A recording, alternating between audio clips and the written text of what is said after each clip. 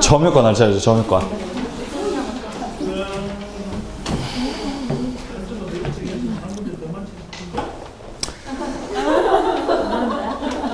미리 수업을 들었어요. 한번 점유권 1번이요? 여러분들 공부라고 하는 거는 저는 이렇게 생각합니다. 공부는 한마디로 정의할 수 없지만 자신의 한계를 매 순간 확인하는 거예요. 그렇지 않습니까? 공부하면은 느껴요, 이게. 아, 내가 이것밖에 안 되는구나. 그런 생각을 많이 합니다. 아, 저만 그래요? 저는 항상 공부하다 보면은 계속 한계를 느껴요, 자신의 한계를. 그럼 기분이 안 좋습니다. 예, 그 고통의 과정이죠, 고통의 과정. 예. 진짜 수양하듯이 공부하셔야 됩니다. 수양하듯이. 멘탈 관리를 잘 하시면서. 예. 자, 보겠습니다. 1번. 자, 선의 또는 악의 점유를 구별할 실익이 없는 겁니다. 자, 1번에 보시면은 부동산 소유권의 등기부 시효 나와 있죠. 이 등기부 취득 시효를 주장하기 위해서는 선의가 필요하죠. 예, 선의 필요합니다. 예, 맞습니다. 실익이 있죠. 자, 2번입니다. 점유 침탈자의 특별 승계인에 대한 점유자의 반환 청구권. 점유자가 반환 청구권의 행사를 하려고 했는데 이 특별 승계인이 만약에 선의라고 한다면은 반환 청구 행사 못 하죠.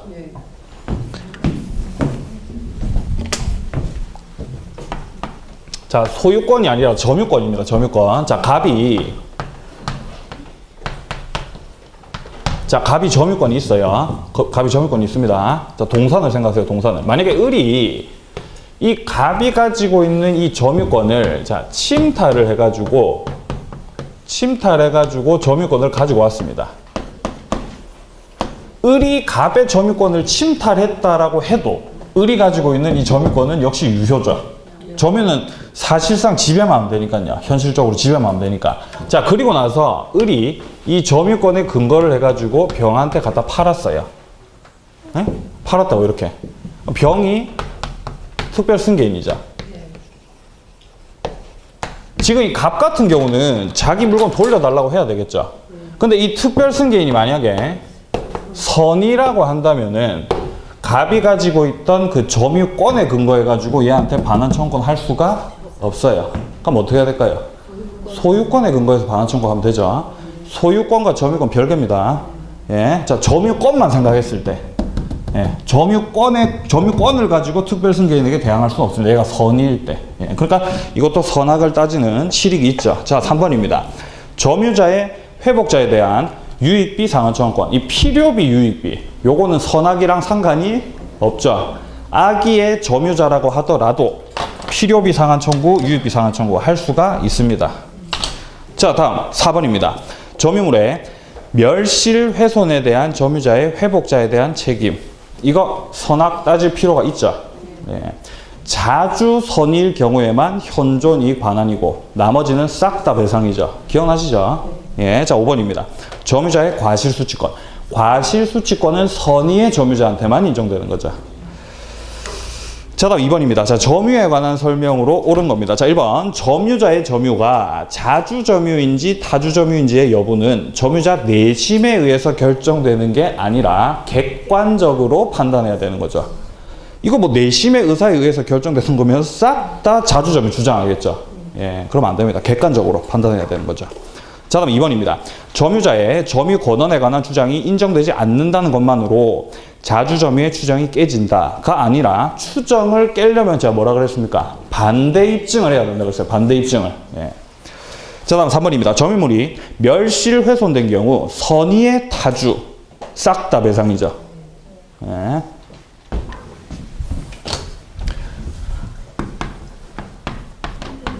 점유물의 멸실 훼손. 이 말이 딱 나왔을 때는 그냥 무조건 이렇게 생각하시면 돼요. 자, 자주 점유이면서 선의 점유일 때, 이때에 해당될 때만 현존 이익이죠. 현존 이익입니다. 자, 그런데 만약에 타주이거나 아니면은 악이다. 자, 선의 점유이긴 한데 만약에 타주 점유다. 아니면은 자주 점유이긴 한데 만약에 악이다. 아니면은 악이 타주다. 이런 경우라고 한다면은 이 세 부분에 만약에 해당이 된다라고 한다면은 그때는 전부 전부 다 이제 토해내야 됩니다. 자, 그 다음에 그 다음에 이제 4번입니다. 악의의 점유자는 과실 없이 과실을 수취하지 못한 때에도 그 과실의 대가를 회복자에게 보상해야 된다. 틀렸죠. 과실이 없죠. 그러면 보상 안 해도 됩니다. 과실이 있으면 보상해야 되겠죠. 자, 5번입니다. 점유자의 특정 승계인이 자기의 점유와 전 점유자의 점유를 아울러 주장하는 경우 그 하자도 승계한다. 당연히 맞는 말이죠. 하자도 승계합니다. 자, 다음 3번입니다. 점유에 관한 설명으로 틀린 겁니다. 자, 1번. 선의의 점유자가 얻은 건물 사용 이익은 과실에 준하여 취급한다. 예를 들어서 건물을 임대차를 내가지고 임대료를 받습니다. 과실입니다. 과실. 법정 과실이죠. 이자 같은 거, 이자의 성격을 띠는 거. 자, 2번입니다. 건물 소유의 목적으로 타인의 토지를 임차한 자의 토지 점유는 타주 점유이다. 당연히 맞는 말이겠죠. 건물 소유의 목적으로 토지를 임차했으니까 당연히 타주 점유죠. 임차인의 점유. 자주입니까? 타주입니까? 타주죠. 자, 3번입니다. 점유물이 멸실훼손된 경우 선의의 타주랍니다. 그러면은 현존 이익이 아니라 싹 다 배상이죠. 그러니까 3번이 틀렸습니다. 자, 4번입니다. 선의의 점유자라도 본권에 관한 소에 패소하면 소 제기 시부터 악의의 점유자로 본다. 자, 선악. 선의 점유가 악의 점유로 바뀌는 거는 소 제기 시부터죠. 자, 그러면은 타주 점유가 자주 점유로 바뀌는 거는요? 타주 점유가 자주 점유로 바뀌는 건 언제부터입니까? 판결 확정 시죠. 자, 선의 점유였던 자가 소송으로 인해서 악의 점유자로 바뀌었습니다. 근데 이 바뀌는 시점이 언제냐고 한다면은 소제기 시부터. 소제기 시로 소급해가지고 너는 그냥 악의가 되는 겁니다. 자, 그런데 만약에 자주 점유였던 자가 타주 점유로 바뀌게 되는 거는 판결 확정 시라고 그랬습니다. 이거 구분해 놓으셔야 돼요. 이거 엄청 헷갈립니다. 이거 어떻게 구분하는지 아시죠? 어떻게 구분하는지 아시죠? 자, 소제기시입니다. 소제기시. 그렇기 때문에 이제 선인 거죠. 이렇게. 시옷으로. 제가 구분을 하라고 그랬습니다. 이게 막상 시험에 나오면 엄청 헷갈리기 때문에 이렇게 구분을 해 놓으셔야 돼요. 시옷. 선악은 소제기시입니다. 소제기시. 그러니까 4번이 맞는 말이고요. 그 다음에 이 5번 같은 경우는 지금 양도담보 나와 있죠. 양도담보에 대한 내용일 뿐만 아니라 엄청나게 지금 복잡한 부분이기 때문에 이거 넘어가겠습니다. 이거는 가등기 담보법 어느 정도 정리된 다음에 그 다음에 보셔야 돼요. 자, 다음 4번 보겠습니다. 민법상 점유에 관한 설명으로 틀린 겁니다. 자, 1번에 점유자는 평온공연하게 점유한 것으로 추정한다. 맞습니까? 맞죠. 평온공연, 자주, 선의 싹 다 추정이죠. 적법 추정이죠. 계속 추정입니다. 하지만 무과실은 무과실은 추정이 안 돼요. 무과실은 입증해야 돼요. 입증. 자, 2번입니다.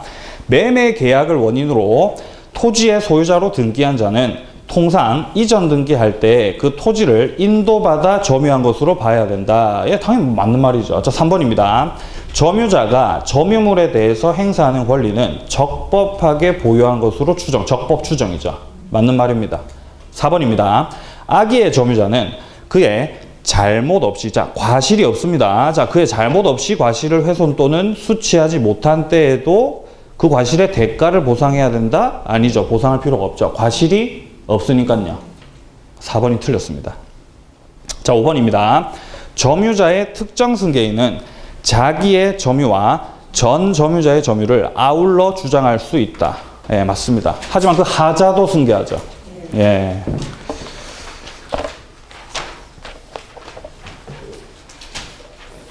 자, 갑은 5번입니다. 갑은 그의 X 건물을 을에게 매도해서 점유를 이전했고, 을은 X 건물을 사용 수익하면서 X 건물의 보존 개량을 위해서 비용을 지출했답니다. 자, 비용 지출이라고 하는 말이 딱 등장하는 순간 필요비 유익비 딱 바로 떠올리셔야 돼요. 악의의 점유자라고 하더라도 필요비 유익비 청구할 수 있죠. 예. 자, 갑과 을 사이의 계약이 무효인 경우에 법률 관계에 관한 설명으로 옳은 겁니다. 자, 1번입니다. 을이 악의인 경우에도 과실수취권 인정된다? 틀렸죠. 과실수취권은 선의의 점유자한테만 인정되는 거죠. 자, 2번입니다. 선의의 을은 갑에 대해서 통상의 필요비의 상환을 청구할 수 있다. 어떻습니까? 자, 이걸 어떻게 좀 정리를 하시면 되냐면은, 일단 만약에 선의의 점유자라고 한다면은 과실수취권이 있습니다. 악의는 없어요. 네, 과실수취권이. 자, 그리고 이 필요비 중에서 필요비가 있고 유익비가 있는데 이 필요비를 둘로 나눌 수가 있습니다. 자, 통상 필요비가 있고 특별 필요비가 있어요. 그런데 만약에 점유자가 선이 이어서 과실을 수취를 했다라고 한다면은 이 통상 필요비 같은 경우는 청구할 수가 없어요.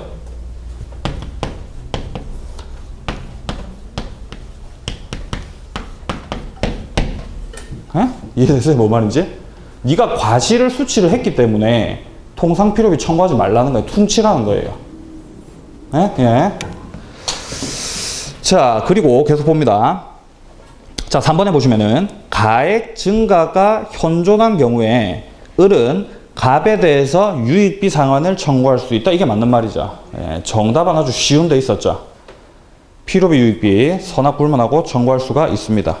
자, 다음 4번입니다. 선의의 을은 갑에 대해서 점유 사용으로 인한 이익을 반환할 의무가 있다.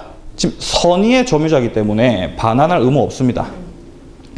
과실수취권이 있죠. 선의의 점유자는. 자, 다음 5번입니다. 을의 비용 상환 청구권은 비용을 지출할 때 즉시 이행기가 도래한다.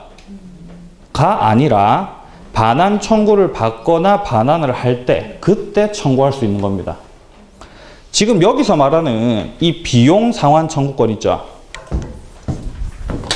예를 들어서 우리가 필요비라든가 이런 걸 생각을 해봅시다. 필요비. 자, 을이 만약에 임차인입니다. 임차인.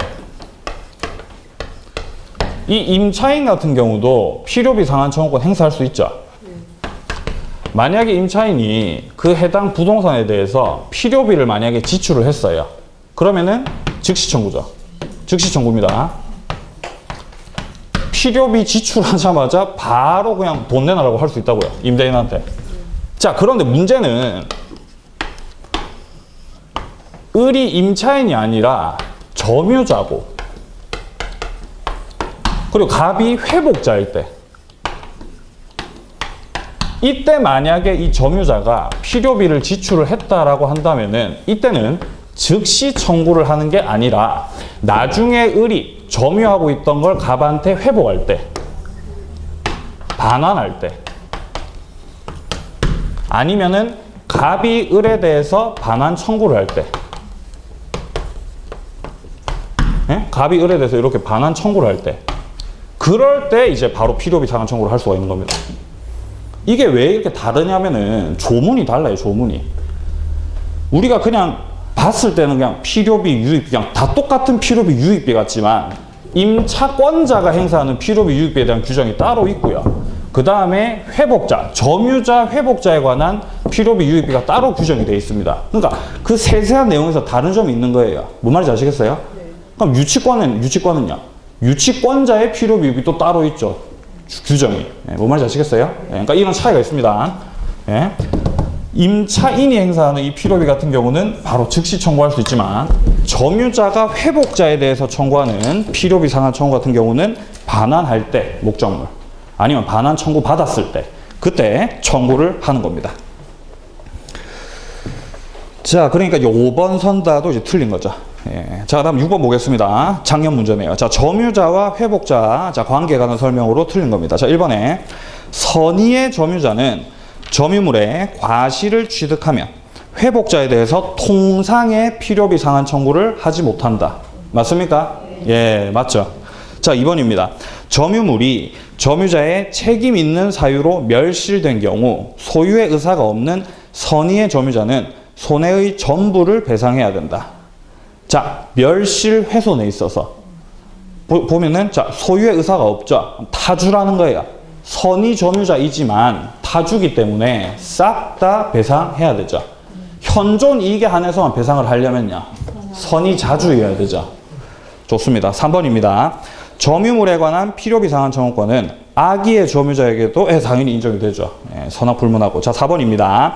필요비 상환 청구권에 대해서 회복자는 상환기간에 허여를 청구할 수 있다. 이 상환기간 허여 청구하는 거 있죠. 이거 유익비에 대해서만 돼요. 필요비는 안 됩니다. 4번이 틀렸어요. 자, 5번 보시면요. 악의의 점유자가 과실로 인해서 점유물에 과실을 수취하지 못한 경우. 자, 과실이 있죠. 그럼 당연히 대가를 보상해야 되겠죠. 근데 이 상환기간 허여 같은 경우는 엄청나게 자주 등장하는 표현입니다. 알고 계셔야 돼요. 이게 뭐 단순히 점유권 파트에만 나오는 게 아니라 유치권, 또 어디 나옵니까? 임차권에도 나옵니다. 그러니까 유익비에 대한 내용이 있으면은 이 상환기간 허여라는 표현이 등장을 해요. 그쪽 파트 들어가면은. 자, 이 상환기간 허여는 그 유익비에 대해서는 다 동일하게 적용이 되기 때문에 임차권을 가지고 제가 좀 설명을 드리겠습니다. 이 의미 파악만 좀 하시라는 의미에서. 만약에 을이 임차인입니다. 이거는 을이 점유자일 경우에도 동일합니다. 마찬가지로. 자, 임차인인데 해당 목적 부동산을 자기가 점유를 해서 사용 수익을 하고 있는 상태입니다. 그리고 이 해당 목적 부동산에 대해서 유익비를 지출을 했고 이 유익비를 통해서 해당 목적 부동산의 가액이 지금 상승을 했어요. 그럼 이제 유익비 받아야 되겠죠. 임대차 계약기간 끝났습니다. 끝났으면은 을이 이 유익비 달라고 청구할 수 있겠죠. 유익비 달라고 청구했어요, 이렇게. 근데 갑이 안 주는 겁니다. 그래서 이 유익비에 근거해가지고 유치권을 행사하는 거죠. 이까지 이해되세요? 그러니까 해당 목적물을 안 준, 반환을 안 하는 거예요. 계약 기간이 끝났는데도 불구하고. 만약에 갑이 보증금을 안 줘요. 그러면 유치권 행사할 수 있다, 없다? 없어요. 보증금 가지고는 유치권 행사 못 합니다. 유치권 행사를 하기 위해서는 관하여 생긴 채권이 이어야 되는 거죠. 예, 보증금은 관하여 생긴 채권이 아니기 때문에 유치권 행사를 못 하지만 이렇게 유익비 라고 하는 거를 근거로 해가지고 이렇게 유치권을 이렇게 행사를 할 수가 있습니다. 예, 그래서 반환을 안 하는 거죠, 을이. 이 해당 목적 부동산을. 솔직히 갑이 이제 난감한 거죠. 예? 그래가지고 결국 소송에 갔어요. 소송 갑니다. 자, 소송 가가지고 판사가 갑한테 물어보는 거죠. 네가 왜 소송을 청구했냐? 이렇게 물어보니까 갑이, 자, 재판관님, 지금 임차인 을이 계약 기간이 끝났는데도 불구하고 지금 나한테 해당 목적 부동산을 반환하지를 않고 있습니다. 라고 이제 얘기를 하는 거죠. 그래서 판사가 이제 을한테 물어보는 거죠. 그럼 니는 왜 반환을 안 하냐? 라고 하니까 을이, 나 지금 유익비 못 받아가지고 유치권 행사하고 있습니다. 라고 주장을 하는 거죠. 이럴 때 이제 판사가, 그러면은 니는 왜 유익비를 안 주냐? 라고 물어보니까 갑이 하는 말이, 지금 얘가 목적 부동산을 나한테 넘겨줘야 내가 새로운 임차인 찾아가지고 보증금이라든가 이런 거 받아서 유익비를 줄 수가 있는데 얘가 지금 반환을 안 하니까 내 지금 못 주고 있다. 이렇게 주장을 하는 거죠. 그럴 때 이제 판사님이 상환기간 허여를, 그러니까 여기서 이 허여라는 말이 유예를 허락한다. 뭐 이렇게 생각하시면 돼요. 그러면 일단 니는 해당 목적 부동산을 갑한테 반환을 해라. 그리고 니는 빨리 새로운 임차인 찾아서 을에게 유익비를 줘라. 이렇게 이제 판결을 때리시는 겁니다. 아시겠어요? 이게 이제 상환기간 허여입니다. 예, 좋습니다. 유익비에만 된다라고 하는 거 봐두시고요. 자, 이렇게 해서 일단 점유권이 끝났습니다. 근데 하지만 이 점유권 같은 경우는 지금 이 정도 딱 수준의 문제가 출제가 돼요. 별로 어렵지 않습니다. 어렵지 않죠? 하지만 뭐니 해도 하지만 뭐니 해도 이제 물권법의 꽃이 이제 소유권이죠. 네, 소유권이랑 저당권. 이 두 개가 이제 물권의 꽃입니다. 보겠습니다, 소유권. 자, 1번에 봅니다. 주의 토지 통행권에 관한 설명으로 옳은 겁니다. 네.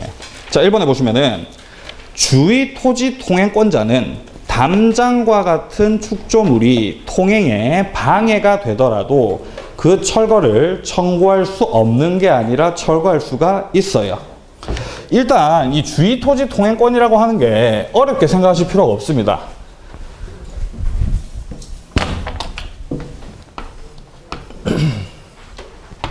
이렇게 토지가 있고 여기가 만약에 갑토지고 여기가 을토지라고 한다면은 지금 이 갑의 입장에서는 이렇게 공로로 나가기 위해서는 을의 토지를 지금 지나칠 수밖에 없는 상황이라는 거예요. 그럴 때 갑이 내가 네 토지를 좀 지나다닐게 이렇게 주장할 수 있는 권리가 바로 주의 토지 통행권입니다.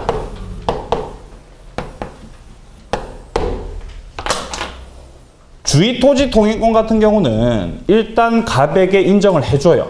만약에 갑이 을의 토지를 지나지 않고서는 공로로 갈 수가 없는 상황이다라고 한다면 인정을 해줍니다. 법적으로.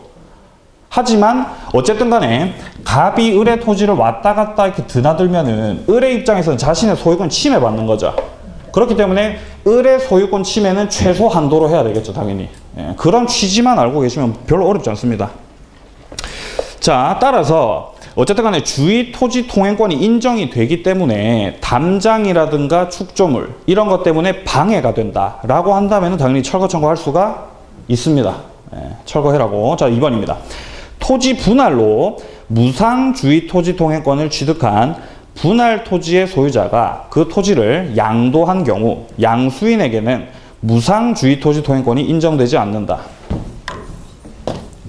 자, 만약에 토지가 자, 분할이 되거나 아니면은 일부 양도가 되었을 경우에는 무상, 돈 안 내도 되는 주의 토지 통행권이 인정이 돼요. 이걸 일단 알고 계셔야 돼요. 자, 다시 한번. 분할이라든가 일부 양도가 되어가지고 만약에 맹지가 됐다. 그러면 무상의 주의 토지 통행권이 인정이 됩니다. 예를 들어서 이렇게 토지가 있습니다. 이 토지를 만약에 갑과 을이 공유를 하고 있었어요. 그래서 이 토지를 이제 분할을 합니다. 자, 분할을 하는데 예를 들어서 뭐 토지를 뭐 이렇게 분할을 했어요. 이렇게. 네? 그래서 여기가 이제 갑토지고 여기가 을토지다. 그러면은 이런 분할로 인해서 지금 갑이 맹지가 되었죠. 그러니까 당연히 무상의 주의 토지 통행권이 인정이 된다라는 겁니다. 아시겠습니까? 원래라면은 주의 토지 통행권은 돈을 내야 됩니다. 근데 이렇게 분할이 됐을 경우에 분할이 돼가지고 이렇게 맹지가 됐을 때는 이제 무상의 주의 토지 통행권 인정이 된다라고 하는 거. 일부 양도도 마찬가지입니다. 만약에 을이 이 부분만 갑에게 넘긴 상황이다라고 한다면은 무상 되는 거죠. 아시겠습니까? 예. 자, 그래서 이 당사자 사이에서는 무상의 주의 토지 통행권이 인정이 되는데 만약에 이후에 갑이 이 토지에 이 부분을 팔았다, 병에게. 그러면 이 승계인, 특정 승계인이 병한테도 무상의 주의 토지 통행권이 인정이 되겠냐 이 말입니다. 인정이 된다, 안 된다? 안 된다고요.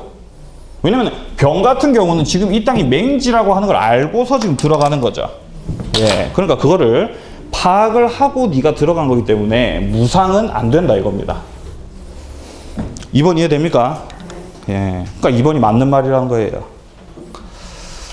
자, 다음 3번입니다. 소유 토지의 용도에 필요한 통로가 이미 있더라도 통로가 이미 있습니다. 그 통로를 사용하는 것보다 더 편리하다면 다른 장소로 통행할 권리가 인정될 수는 당연히 없겠죠.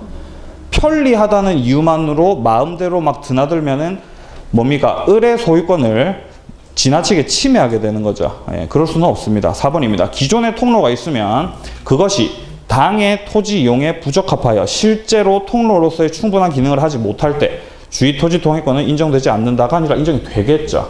예. 5번입니다.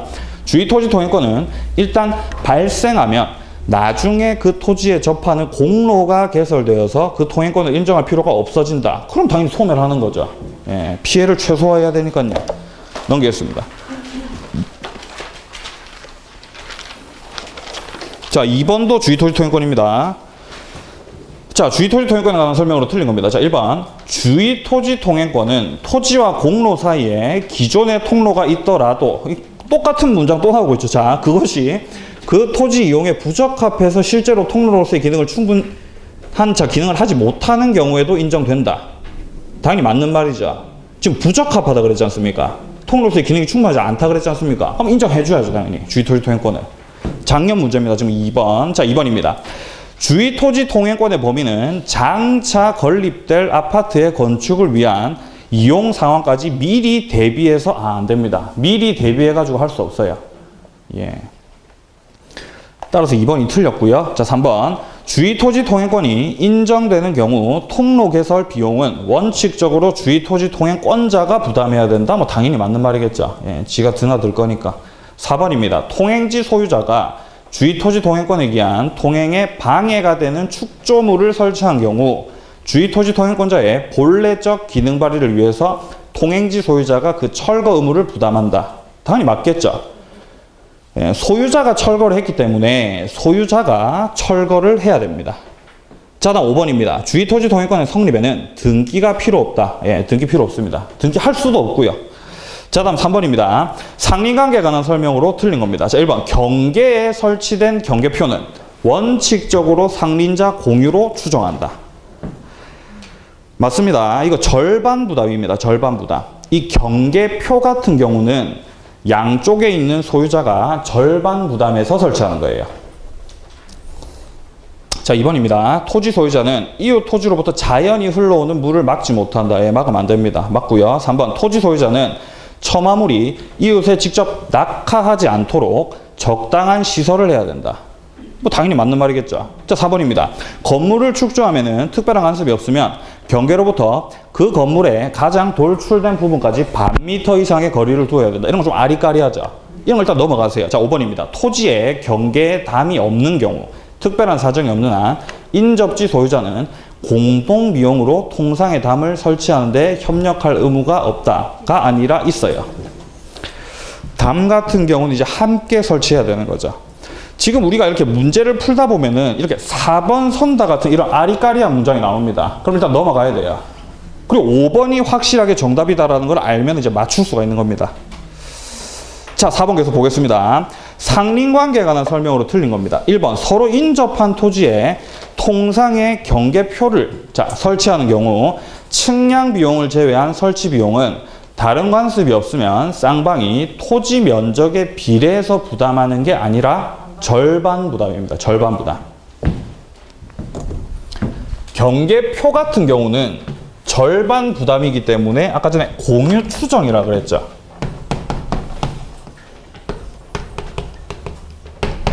경계표 이거 절반 부담입니다. 따라서 공유 추정입니다. 자, 하지만 이거랑 좀 구분하셔야 될 게 뭐냐면은 토지 측량 비용 있죠. 요거 같은 경우는 이제 면적 비례인 거죠. 이걸 좀 구분해 두시면 됩니다. 자, 토지가 이렇게 있어요. 예를 들어서 이게 갑토지고, 예를 들어서 뭐 이게 을토지면, 을토지 엄청 커요. 이렇게. 오, 큽니다. 이렇게. 자, 을토지예요. 이렇게. 자, 이런 상황에서 만약에 갑과 을이, 자, 우리 경계표 설치할 겁니다. 자, 경계표를 이렇게 설치를 해요. 이렇게. 경계표를. 그러면 이 경계표는 갑과 을 둘의 어떤 이익을 위해서 설치를 하는 거죠. 이 절반 부담입니다. 공유 추정입니다. 자, 그런데 토지를 측량을 해야 돼요. 그러면 갑 같은 경우는 측량 비용이 얼마 안 나오겠죠. 근데 을은 많이 나오겠죠. 그러니까 이거는 이제 면적에 비례해서 하라 이 말입니다. 네, 이거 구분하시면 돼요. 자, 따라서 1번이 틀렸고요. 자, 2번. 갑과 을이 공유하는 토지가 갑의 토지와 을의 토지로 분할됨으로 인해서 갑의 토지가 공로로 통하지 못하게 된 경우. 자, 분할 나왔죠. 그럼 바로 무상의 주의토지 통행권이죠. 4번 공로에 출입하기 위해서 을의 토지를 통행할 수 있으나 을에게 보상할 의무는 없다. 맞죠? 예, 무상의 주의토지 통행권. 자, 다시 말씀드리겠습니다. 분할이라든가 일부 양도로 인해서 맹지가 됐을 경우에는 무상의 주의토지 통행권 인정이 됩니다. 3번입니다. 인지 소유자는 자기의 비용으로 담의 높이를 통상보다 높게 할 수 있다. 뭐 당연히 할 수 있겠죠. 4번 토지 소유자는 과다한 비용이나 노력을 요하지 아니하고는 토지 이용에 필요한 물을 얻기 곤란한 때에는 이웃 토지 소유자에게 보상하고 여수의 급여를 청구할 수 있다. 이거 맞는 말입니다. 근데 여수의 급여라는 말이 상당히 어렵죠. 예, 이런 거 몰라도 돼요. 자, 5번입니다. 지상권자는 지상권의 목적인 토지의 경계나 그 근방에서 건물을 수선하기 위해서 필요한 범위 내에서 이웃 토지의 사용을 청구할 수 있다. 소유권자와 마찬가지로 이 지상권자도 상린 관계를 통해서 자신의 뭡니까 이 권리의 행사를 위해서 이렇게 사용을 청구할 수가 있습니다. 여러분들 이 상린 관계라든가 이런 데서는 주로 여기서 이제 답이 나오기 때문에 이것만 정확하게 알고 계시면 문제를 푸는데 아마 지장이 없으실 겁니다. 예, 일단 기억해 놓고 계세요. 자, 답 이제 드디어 이제 시효 취득 나오죠. 예, 시효 취득 이거 굉장히 중요하죠. 이거 뭐 무조건 한 문제 나오죠. 잘 정리하셔야 됩니다. 이제 오늘의 메인 이벤트입니다. 시효 취득. 자, 지금까지 조르셨던 부분도 지금 이 시간만큼 이제 눈을 뜨셔야 돼요. 예? 시효 취득 굉장히 중요합니다. 자, 봅시다. 5번. 자, 1번입니다. 자, 시효 취득할 수 없는 겁니다. 자, 저당권. 저당권 시효 취득할 수 있습니까? 안 되죠. 예, 저당권 시효 취득 안 됩니다. 그러면 소유권 취득 시효 할 수 있어요? 전세권은요? 전세권 할 수 있습니다. 자, 여러분들, 자, 지상권은요? 지역권은요? 자, 소유권. 자, 일단 소유권 되겠죠, 당연히. 지상권, 지역권, 전세권. 싹 다 취득시효가 됩니다. 돼요. 자, 하지만 이 지역권 같은 경우는 좀 약간 단서가 붙죠. 계속되고 표현된 지역권이다 라고 하는 표현을 쓰죠. 네. 소유권, 지상권, 지역권, 전세권 취득시효 됩니다. 네. 지금 요 세 놈은 용익 물권이죠. 용익 물권이랑 소유권은 취득시효가 돼요. 네. 하지만 문제로 나올 때는 주로 소유권으로 나오기 때문에 소유권으로 생각하셔도 무방은 합니다. 자, 보시면 이번에 계속되고 표현된 지역권, 예, 되고요. 자, 지상권 되고. 자, 4번에 국유재산 중 일반재산 됩니다. 원래 원칙적으로 이 국유재산 같은 경우는 취득시효를 할 수가 없어요. 하지만 그 중에서도 일반재산은 돼요. 예, 안 보입니까? 예, 보세요. 자, 다음 5번에 성명불상자의 토지. 성명불상자 이런 거 신경 쓰지 마시고 그냥 토지죠, 토지. 예, 됩니다. 예, 얼마든지. 1번이 정답이죠.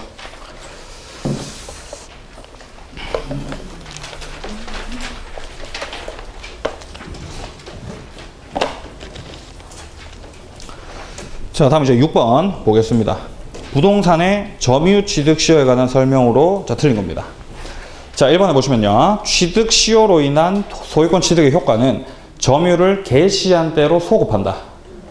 소급해 있습니까? 예, 소급해 있죠. 예. 자, 2번.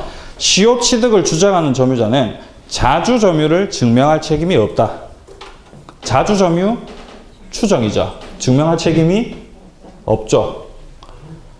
3번입니다. 시효 취득자가 제3자에게 목적물을 처분해서 점유를 상실하면 그의 소유권 이전 등기 정권은 즉시 소멸한다. 좀 아리까리하죠.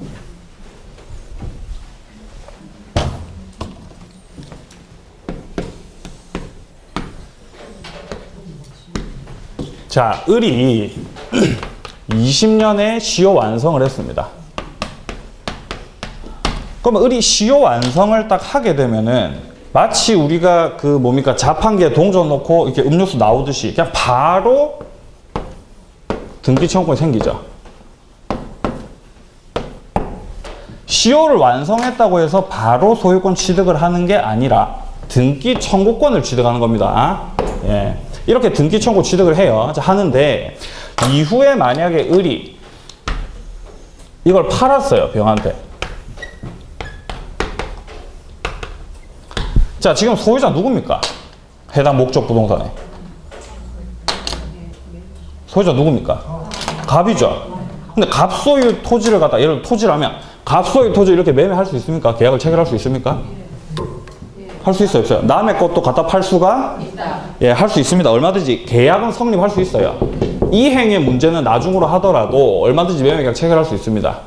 이렇게 매매계약 체결을 하게 되면은 지금 이 병 같은 경우는 을에 대해서 등기청구권을 이제 가지게 되겠죠. 뭐 말인지 아시겠어요? 자, 근데 지금 우리 선다에서 물어보는 거는 그렇다면은 이렇게 을과 병이 매매 계약을 체결을 했을 때 을이 가지고 있던 이 등기 청구권이 어떻게 되냐 이 말입니다. 등기 청구권이. 이 등기 청구권 채권적 청구권입니까? 물권적 청구권입니까? 그렇죠. 이제 바로 나오네요. 채권적 청구권입니다. 왜 그렇습니까? 소유자는 갑이니까요. 채권적 청구권입니다. 그리고 채권적 청구권은 소멸시효에 걸리죠. 소멸시효 걸립니다. 10년. 걸려. 그런데 을이 해당 부동산을 계속 점유하고 있으면 소멸시효가 진행을 안 하죠. 진행 안 합니다. 자, 그런데 을이 해당 목적 부동산을 병과 매매 계약을 체결을 했고 점유를 만약에 넘겼어요. 병이 지금 점유하고 있습니다. 자, 이런 경우에 소멸시효가 진행을 하겠냐 이 말입니다. 소멸시효 진행할까요? 안 할까요? 안 한다는 거죠. 예, 안 합니다. 그래도 안 합니다. 지금 병한테 점유가 넘어갔기 때문에. 예, 계속 점유하고 있다고 봐주는 거예요. 그리고 등기 청구권이 소멸하냐 안 하냐 그걸 묻고 있죠. 지금 선다에서는. 소멸한다 안 한다? 안 합니다. 왜 안 하냐면은 이 병이 을이 가지고 있는 등기 청구권을 대위해서 갑에게 행사를 해야 되기 때문이에요. 자, 병이 갑에 대해서 직접 등기 청구를 할 수는 없겠죠. 없겠죠, 당연히. 못해요. 직접 청구 못합니다. 하지만 을이 가지고 있는 등기 청구권을 이렇게 대위해가지고 이렇게 행사할 수 있거든요. 예. 따라서 소멸하지 않습니다. 예. 대위 행사를 하게끔 하기 위해서 예. 소멸 안 해요. 자, 다음. 자, 그래서 이제 2번이 이제 맞는 말이죠. 뭡니까? 지금 어디 하고 있었어요, 우리? 3번 하고 있었습니까? 예, 죄송합니다. 그러니까 소멸하지 않죠. 그러니까 틀렸습니다, 3번. 예, 틀렸습니다. 자, 다음 4번입니다. 취득 시효 완성 후 이전 등기 전에 제3자 앞으로 소유권 이전 등기가 경료되면 시효 취득자는 등기 명의자에게 시효 취득을 주장할 수 없음이 원칙이다. 어떻습니까? 시효 완성 후, 자, 시효가 먼저 완성이 되고 그 다음에 이제 제3자 앞으로 소유권 이전 등기가 넘어갔죠. 그럼 제3자한테 계약을 해요, 못해요?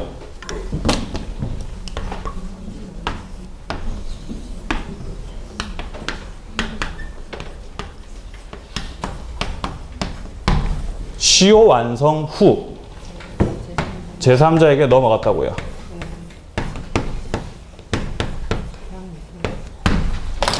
을이 병에게 대항해요, 못해요?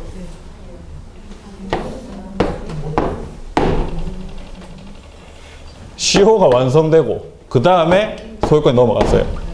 대항해요, 못해요? 못하죠?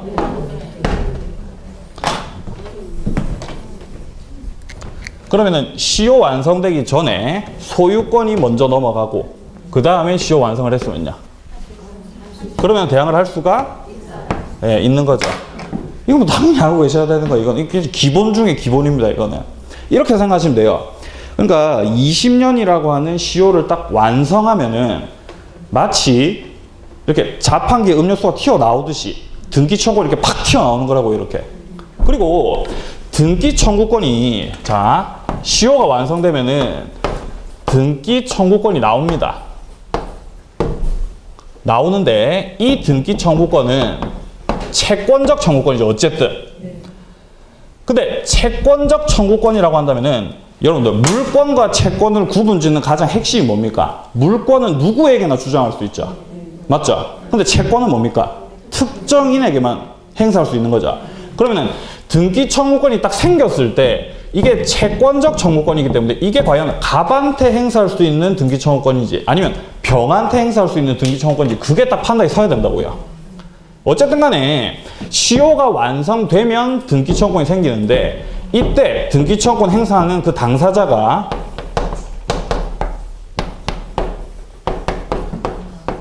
점유 완성 당시 소유자죠. 이걸로 다 해결이 되죠. 점유 완성 당시 소유자입니다. 자, 그렇기 때문에 시효가 완성이 됐어요. 갑이 소유자인 상황에서. 그러면은 이 등기 청구권은 갑에 대해서만 주장할 수 있는 등기 청구권이죠. 따라서 병에게는 주장할 수가 없겠죠. 점유 완성 당시 소유자가 갑이었으니까요. 자, 그런데 만약에 시효가 완성되기 전에 병에게 먼저 소유권이 넘어갔어요.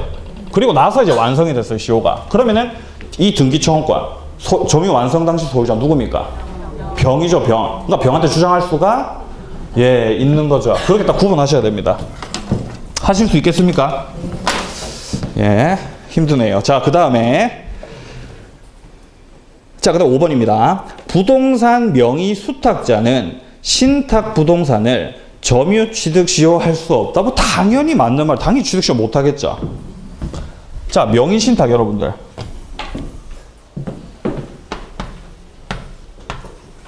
자, 갑과 을이 명의 신탁을 합니다. 자, 갑이 일단 신탁자입니다. 그리고 을이 수탁자예요. 명의 신탁이라고 하는 게 뭡니까? 소유자가 갑임에도 불구하고 등기만 지금 을한테로 넘겨놓는 거. 그게 명의 신탁이죠. 재산 은닉하려고.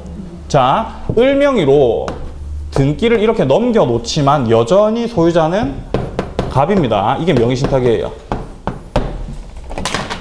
명의 신탁 무효죠. 그러니까 을한테로 넘어간 등기는 뭐 전혀 효력이 없습니다. 자, 근데 이런 상황에서 명의 수탁자 을이 취득 시효를 주장할 수 있겠냐 이 말입니다. 주장할 수 있다 없다? 없습니다. 왜 없냐면은 을이 하고 있는 이 점유는 타주 점유이기 때문이에요. 취득 시효 주장하려면은 자주 점유해야 되죠. 소유의 의사로 소유의 의사로 점유를 해야 되죠. 근데 이 수탁자 같은 경우는 소유의 의사가 없어요. 타주 점유입니다. 타주 점유이기 때문에 당연히 취득 시효 주장이 안 되는 거예요. 애시당초가 요건 자체가 안 되는 겁니다. 아시겠습니까? 좋습니다. 자, 다음 7번 계속 보겠습니다. 자, 힘을 내세요. 자, 힘을 내세요. 자, 7번. 부동산의 점유 취득 시효에 관한 설명으로 옳은 겁니다. 자, 1번에 보시면은 시효 취득을 주장하는 점유자는 자주 점유를 증명할 책임이 있다. 없죠. 자주 점유를 증명해야 됩니까? 안 해도 되죠. 추정되니까.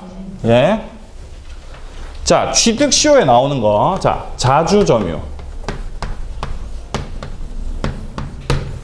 선의 점유, 그다음 평온 공연. 싹 다 추정이에요, 추정. 가만히 있어도 된다고요. 이거를 깨려면은 반대 입증해야 돼요. 자, 그리고 좀 주의하셔야 되는 게 누가 실은 추정이 된다, 안 된다? 안 된다고요.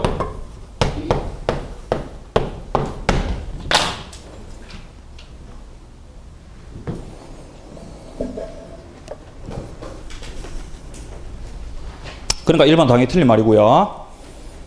자, 2번입니다. 시효가 진행 중에 목적 부동산이 전전 양도된 후 시효가 완성된 경우. 자, 이까지 이거 읽었을 때 바로 그림이 그려져야 돼요. 자, 전전 양도. 그러니까 소유권이 먼저 넘어간 다음에 시효가 완성이 됐대요. 그러면 그 소유자한테 등기증을 행사할 수 있어요, 없어요? 있겠죠? 자, 그리겠습니다. 자, 그릴게요.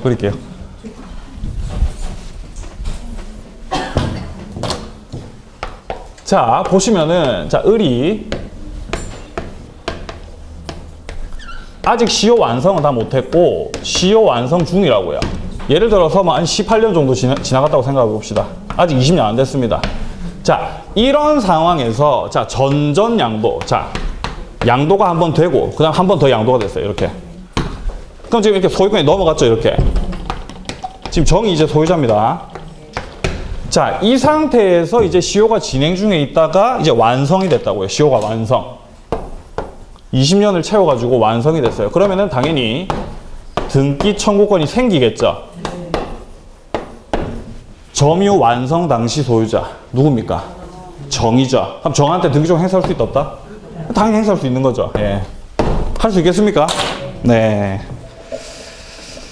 자, 그렇기 때문에 지금 여기 2번 같은 경우 맞는 말이죠. 예, 최종 등기 명의자. 여기서 말하는 정이죠. 정에게 등기 청구 행사할 수가 있습니다. 자, 다음 3번입니다. 취득 시효가 완성된 점유자는 토지 소유자가 시효 완성 후 당해 토지에 무단으로 담장 등을 설치하더라도 그 철거를 청구할 수 없다라고 되어 있는데 있어요. 시효가 완성이 됐습니다. 그럼 소유자입니까? 소유자 아니죠. 하지만 점유권은 있죠. 따라서 점유 보호 청구권을 행사를 해가지고 철거 청구를 할 수가 있습니다. 점유권은 있죠. 자, 다음 4번입니다. 시효기간 만료 후 명의 수탁자로부터 적법하게 이전 등기받은 명의 신탁자는 시효 완성자에게 대항할 수 없다라고 했는데 대항할 수가 있습니다. 자, 이거 좀 살짝 헷갈리실 수가 있는데, 자, 예를 들어서 이제 간명의로 이제 등기가 되어 있는 상태였습니다. 등기가. 자, 이 상태에서 을이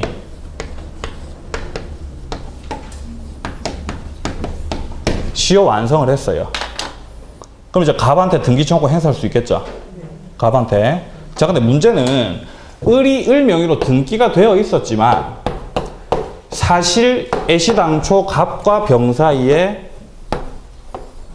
명의 신탁이 있었고 갑은 수탁자였던 거예요. 그리고 병이 이제 신탁자로서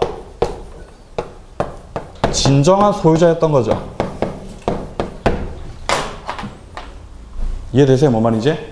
네. 예? 자, 이렇게 돼서 시효 완성해가지고 등기 청구를 하려고 보니까 갑에게로 등기가 되어 있었는데 이 등기를 이제 넘긴 거예요. 이렇게.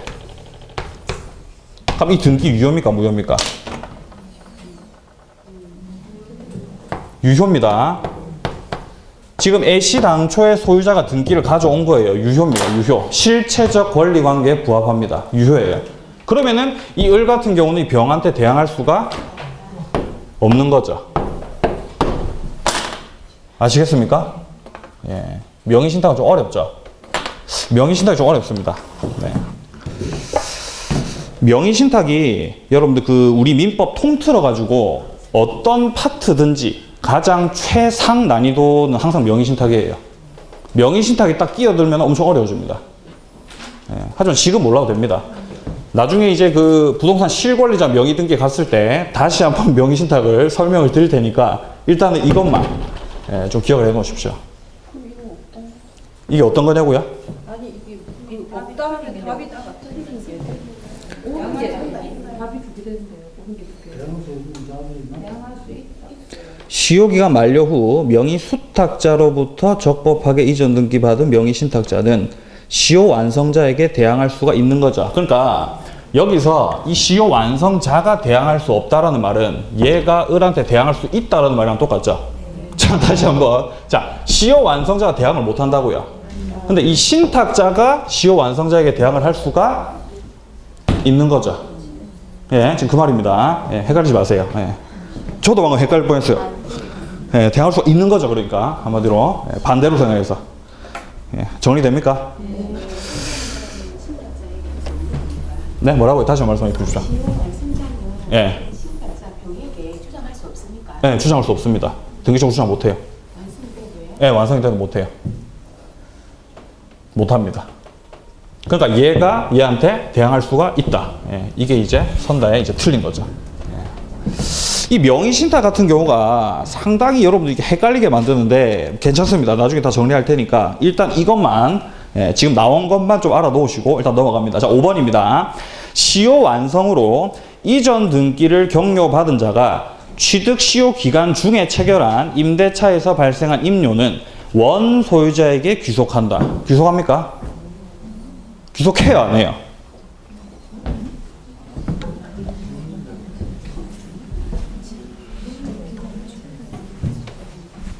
지금 그림 자체가 좀 이해가 안 되는 거죠. 그림이 안 그려지는 거죠.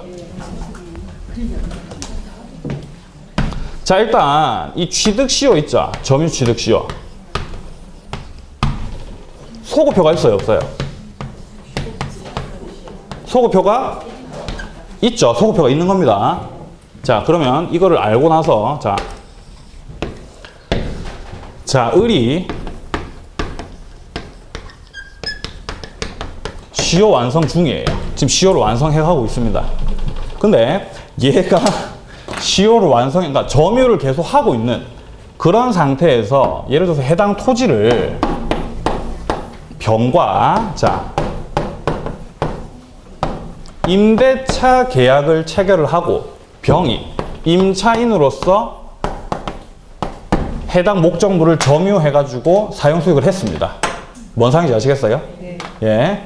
자, 이런 상황에서 병이 임차인이니까 임차인으로 있는 중에 을에게 임대료를 줬겠죠. 뭔 상황인지 아시겠어요? 예. 자, 이런 상황에서 이후에 을이 시효를 다 완성을 해가지고 이제 등기 청구권이 생기겠죠.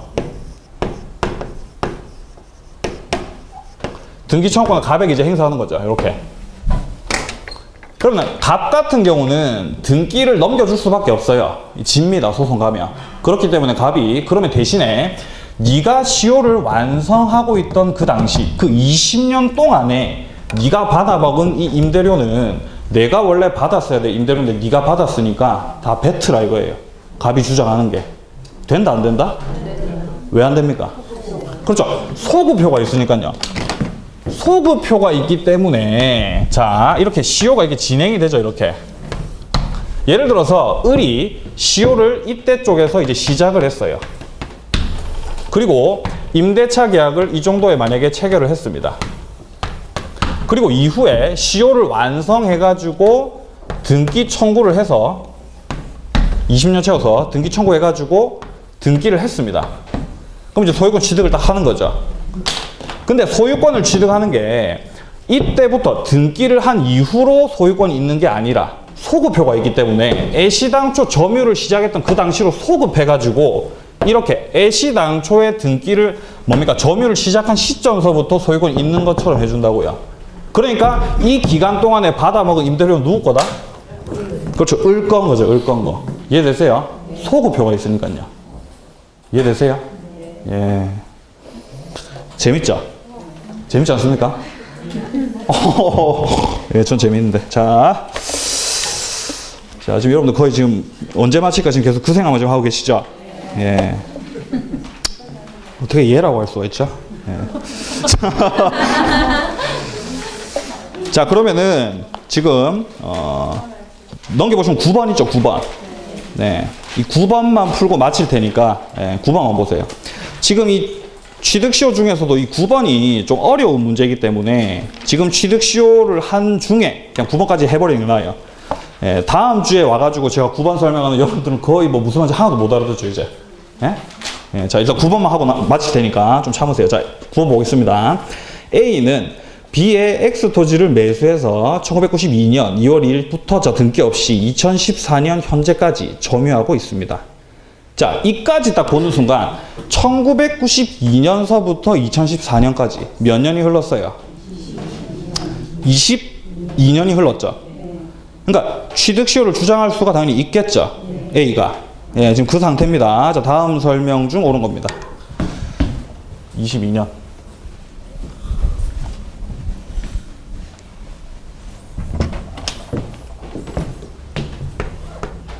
자, B랑 A가 매매 계약을 체결을 했습니다. 매매 계약 체결을 했고 A가 1992년서부터 2014년입니까? 네, 14년까지 지금 점유를 했습니다. 그럼 어쨌든 간에 이 점유는 22년 동안 점유한 거죠.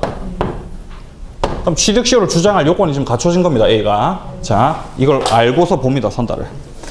자, 1번에 보시면은 A의 B에 대한 매매를 원인으로 한 소유권 이전 등기 청구권은 2002년 2월 2일 시효로 소멸한다. 매매 계약 체결을 했기 때문에 등기 청구권이 있겠죠. A한테. 근데 여기서 말하는 등기 청구권은 취득시효 완성을 원인으로 한 등기 청구권이 아니라 매매 계약을 원인으로 한 등기 청구권이죠. 그것도 채권적 청구권이겠죠. 소멸시효 몇 년입니까? 10년이죠. 근데 하지만 그걸 볼 필요가 없죠. 왜냐면 계속 점유하고 있기 때문에. 계속 점유를 하고 있기 때문에 소멸시효가 진행한다 안 한다? 예, 안 한다라는 거죠. 그러니까 1번은 바로 틀렸습니다. 예, 기간을 계산하면 안 돼요, 이때. 자, 다음 2번입니다. A가 매매를 원인으로 자, 점유를 개시하였음을 증명하지 못하면 그의 점유는 다주 점유로 본다. 어떻습니까? 자주 점유 추정이죠. 따라서 지가 입증할 필요가 없죠. 그 자주 점유 추정을 깨려고 하는 놈이 반대 입증을 해야 됩니다. 예, 그러니까 2번도 틀렸고요. 자, 3번입니다. C가 2010년 9월 9일 X토지를 B로부터 매수해서 소유권을 취득한 경우 A는 X토지를 시효 취득할 수 없다. 자, 보시면은 C가 2010년에 지금 B로부터 매수해가지고 지금 소유권을 취득을 했죠. 자, 이거 어떻게 보시면 되냐면은 지금 일단 1992년서부터 얘는 지금 점유를 하고 있고요. 자, C에게 팔았습니다. 자, 팔아가지고 지금 C가 2010년까지 지금 매수해가지고 지금 소유권 취득을 했죠. 자, 2010년. 그러면은 1992년서부터 2010년이니까 이게 18년째죠, 지금. 자, 이런 상태입니다. 이런 상태에서 A는 X 토지를 시효 취득할 수 없다.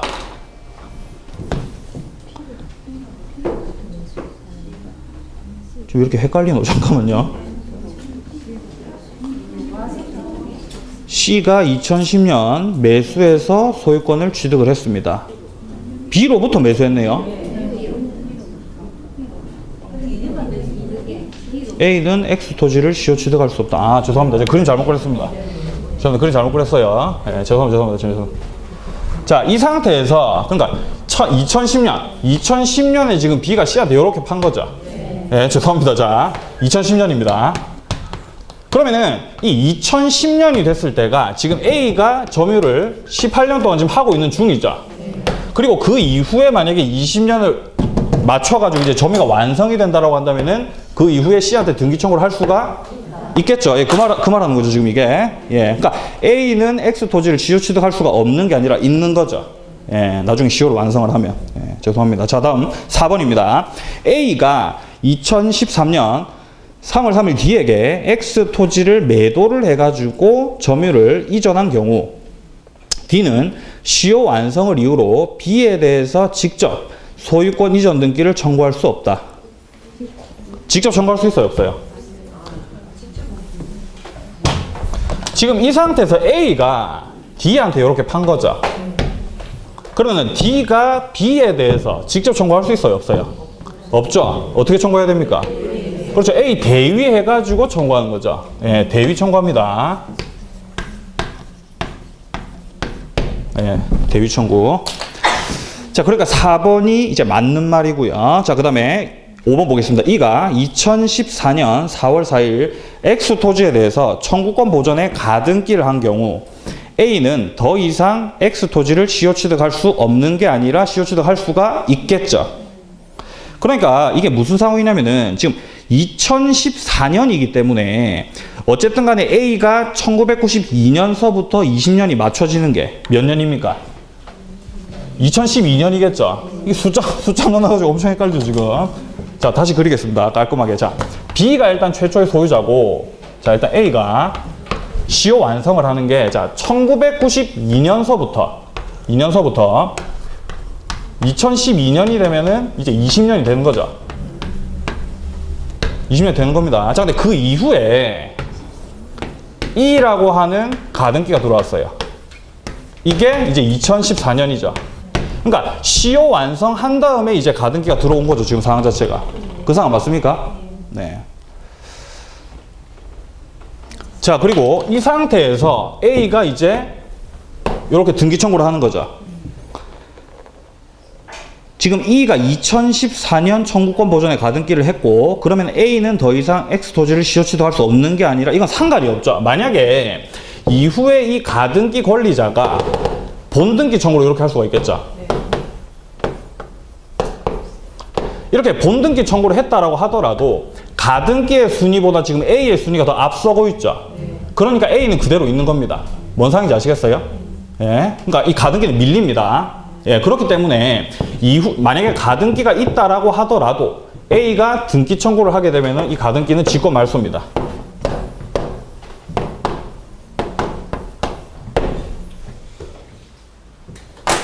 취득시효는 소급표가 있고 그 다음에 원시 취득이에요.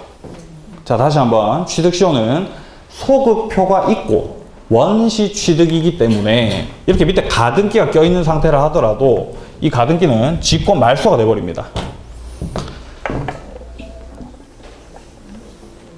아시겠습니까? 예, 어렵죠? 예, 조금 어렵습니다. 자, 이렇게 해서 일단 오늘 9번까지 정리를 했고 다음 시간서부터 이제 8번 8번의 취득시효 조금 하면서 다시 좀 기억을 상기시키면서 나머지 소유권 파트를 좀 정리하겠습니다. 소유권 파트는 취득시효가 일단 제일 첫 번째로 중요하고 그 다음에 중요한 게 바로 공유입니다. 공유. 예, 공유 파트도 잘 정리를 해야 되니까 다음 시간에 또 정리를 하겠습니다. 아시겠죠? 예. 자, 다음 시간에 또 건강한 모습으로 또 만나도록 하겠습니다.